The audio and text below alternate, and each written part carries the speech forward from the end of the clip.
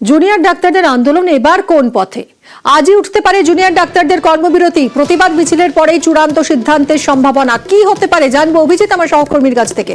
অভিজিৎ, মিমি, গতকালই RG Kar medical college হাসপাতালের junior ডাক্তাররা তারা সিনিয়র ডাক্তারদের মতামত মান সেখানকার সিনিয়র ডাক্তারদের সংখ্যাগরিষ্ঠ অংশ তারাই বলেন যে কর্মবিরতি প্রত্যাহার করে আরো তীব্র বড়সড় আন্দোলনে নামার প্রস্তুতি নিতে, এবং সেই মোতাবেক তারপরে প্যানজিবি হয়, অর্থাৎ বাকি যে 25টা মেডিকেল কলেজ রয়েছে রাজ্যের সরকারি বেসরকারি তাদের ছাত্র প্রতিনিধিদের সঙ্গে বৈঠক করেন আরজিকরের আন্দোলনকারীরা, এবং এই প্যানজিবিতে দীর্ঘ প্রায় 8 ঘন্টা ধরে এই প্যানজিবি চলে এবং 9 ঘন্টা ধরে প্যানজিবি চলে। সকালবেলা শেষ হয়েছে এবং সেখানে মোটামুটি যেটুকু সিদ্ধান্ত হয়েছে যে আজকে একটি প্রতিবাদ মিছিল করা হবে, তবে কোথায় কখন কোন জায়গা থেকে করা হবে এখনো তারা জানাননি, এবং সেই প্রতিবাদ মিছিলের শেষেই আজকে কর্মবিরতি প্রত্যাহারের কথা ঘোষণা করা হবে।